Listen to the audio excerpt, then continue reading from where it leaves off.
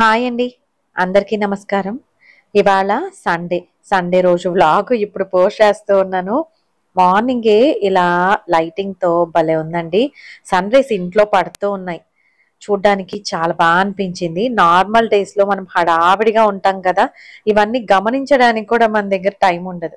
So, ఇవాళైతే holiday కాబట్టి ఇలా వెలుతురు ఇంట్లోకొస్తూ ఉంటే చాలా హాయిగా అనిపించింది మార్నింగు. అందుకని మీతో షేర్ చేసుకుంటూ ఉన్నానండి. మార్నింగే మెయిడొచ్చేసి కిచెన్ అంతా క్లీన్ చేసేసి క్యారియర్ బాక్స్‌లన్నీ కడిగెళ్ళిందనమాట. సో, ఇవన్నీ కూడా ఇలాగే ఉంటాయండి మార్నింగ్ ఇంట్లో. అంతా మెస్సీగానే ఉంటాయి. బట్ మళ్ళీ కాసేపయ్యాక నేనైతే అన్నీ సర్దుకుంటాను. ఫస్ట్ అయితే ఇవి కొంచెం తడిగా ఉన్నాయి. అందుకే డ్రై అవుతాయని డైనింగ్ టేబుల్ మీద పెట్టాను. ఇవి వాయా బ్రాండ్ వాళ్ళవండి. Insulated box, carrier box. ఇందులో మనకి 3 బాక్సెస్ ఉంటాయన్నమాట. 2 స్మాల్ సైజ్ వస్తాయి. ఒకటి కొంచెం పెద్ద సైజ్ వస్తుందండి. ఇది చాలా హెల్ప్ అవుతుంది. దీని రివ్యూ కూడా ఇస్తాను ఇవాళ. ఇందులో మనం ఈ బాక్సెస్ పెడతాము. మా బాబు రీసెంట్‌గా ఈ బాక్స్ ఫస్ట్ టైమ్ తీసుకెళ్ళాడు. నేనైతే పాస్తా పెట్టానండి. పాస్తా కుక్ చేసిన వెంటనే అందులో ట్రాన్స్‌ఫర్ చేసేసాను. వెంటనే బాక్స్ క్లోజ్ చేసి పెట్టేశాను. సో, బాబు ఇంక స్కూల్‌కి వెళ్ళిన తర్వాత ఆఫ్టర్‌నూన్ 1:00 అనుకుంటా తనకి బ్రేక్. ఆ టైంలో తీసినప్పుడు అసలు నిజంగా పొగలొస్తూ ఉన్నాయి. చాలా వేడిగా ఉందమ్మా, కొంచెం చల్లగా అయ్యాక పెట్టు, మరీ వేడిగా ఉంది అన్నాడు. నాకైతే నిజంగా చాలా హ్యాపీగా అనిపించింది ఒక విధంగా. ఎందుకంటే ఇది అంత పనిచేస్తుందని నాకు అంతవరకు తెలీదండి. ఎందుకంటే మా వారికి మార్నింగ్ బాక్స్ అంటే బాబుకి పెట్టిన తర్వాత ఒక 1 అవర్‌కి మా వారికి బాక్స్ అనేది రెడీ చేస్తాననమాట. సో, ఆ పాటికి కుక్ చేసినవన్నీ కాస్త చల్లగైపోయి ఉంటాయి గదా! అందుకే మా వారు గోరువెచ్చగా నార్మల్‌గా అలా ఉంది అని చెప్పేవారు. నేను ఏమోలే అనుకునేదాన్ని. నాకంత అది ఎలా వర్క్ చేస్తుందనేది ఎగ్జాక్ట్‌గా అయితే నాకు తెలియలేదు. అందుకనేసి ఇవాళైతే నేను రివ్యూ ఇవ్వదలుచుకున్నాను. ఎవరైనా ఇంట్రెస్టెడ్ అయితే తప్పకుండా తీసుకోండి. నేను శిల్పారామంకి ఆపోజిట్‌లో నీల్కమల్స్ ఉంది. అందులో తీసుకున్నానండి. 50% ఆఫ్ ఉంది వాయాలో. అందుకని తీసుకున్నాను. మళ్ళీ వెళ్తే గనక మీకు షేర్ చేసుకుంటాను. నార్మల్ కంటైనర్ బాక్సెస్ తీసుకోవాలనుకున్నా మా బాబు కోసం. అందుకోసం చూస్తూ ఉన్నాను. ఇప్పుడైతే మార్నింగే కిచెన్ అంతా నీట్‌గా ఉంది. ఇంకా నేనైతే ఏమీ కుక్ చేయలేదండి. లేచాను, కాస్త ఫ్రెష్ అప్ అయ్యాను అంతే. ఇవాళ చేసుకునే పనులు ఏంటో ఒకసారి ఆలోచించుకొని ఇలా అన్నీ బయట తీసి పెట్టుకుంటాను. ఇవాళ కొన్ని పొడులు చేసుకునేవి ఉన్నాయండి. జీలకర్ర పొడి, పప్పుల పొడి, చిల్లుల్లిపాయ కారం. సో, వాటి కోసం అయితే మిక్సీ జార్ కూడా పక్కన రెడీ చేసి పెట్టుకున్నాను. ఎప్పుడైనా మధ్యలో బ్రేక్ లాగా అనిపించినప్పుడు ఆ టైంలో ఇవన్నీ ప్రిపేర్ చేసేసుకుంటాననమాట.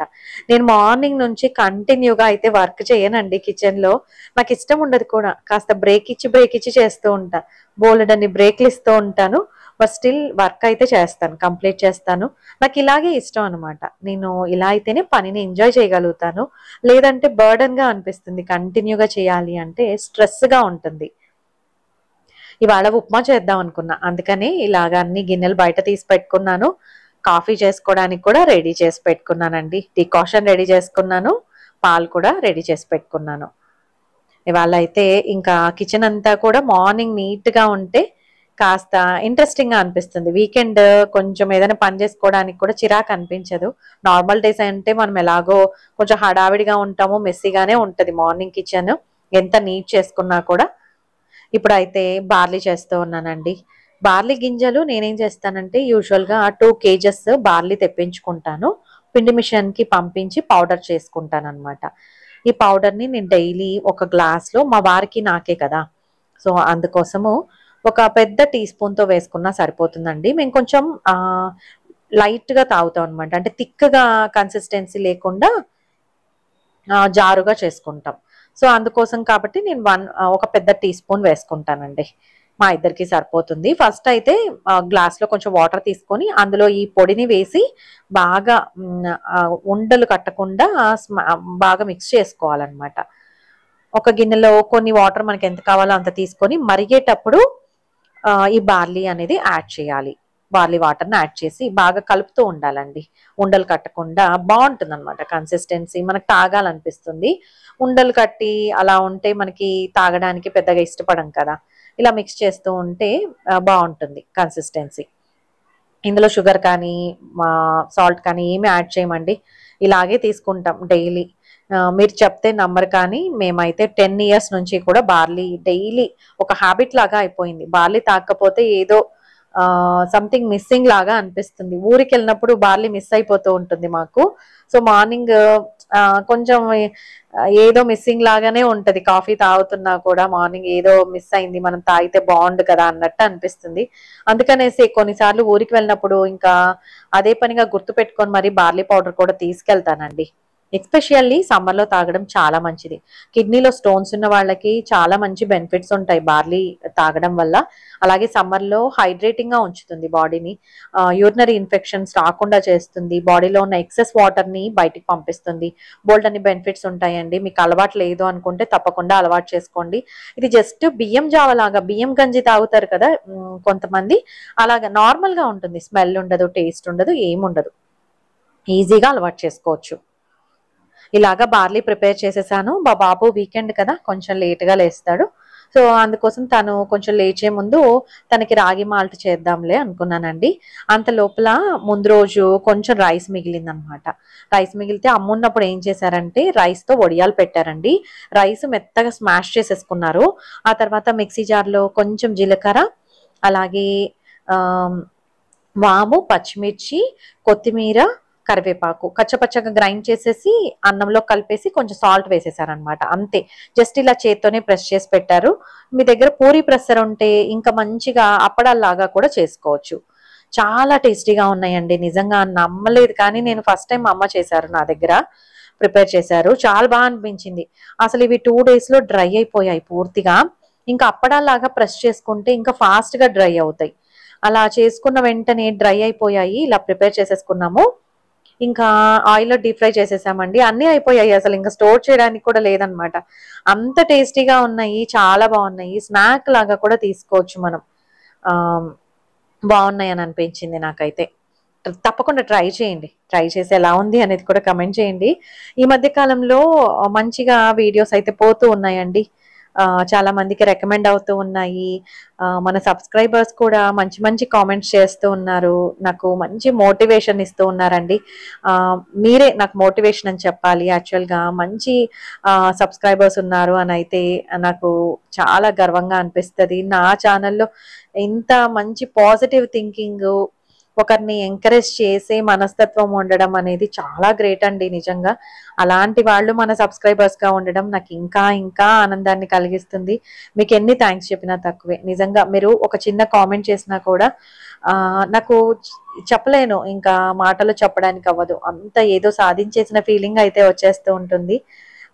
నిజమండి, అదైతే నేను రెగ్యులర్గా మీ కామెంట్స్ చదివినప్పుడు నేను ఫీల్ అవుతూ ఉంటాను. మీతో ఎప్పుడు షేర్ చేసుకోలేదు అంతే. ఇప్పుడైతే గుగ్గులు చేస్తూ ఉన్నానండి. అంటే అలసందలు నానబెట్టాను, మార్నింగ్ నానబెట్టాను. ఈవినింగ్కి బాగా నానిపోతాయి, అంటే బాగా గట్టిగా ఉండవన్నమాట. ఇంకా మనం స్టీమ్ చేయగానే బాగా మెత్తగా సాఫ్ట్ అయిపోతాయి. ఒక 6 అవర్స్ అన్న నానాలండి అలసందలు. ఇవి డిమార్ట్లో తీసుకున్నాను. డిమార్ట్లో అలసందలు చాలా బాగుంటాయి.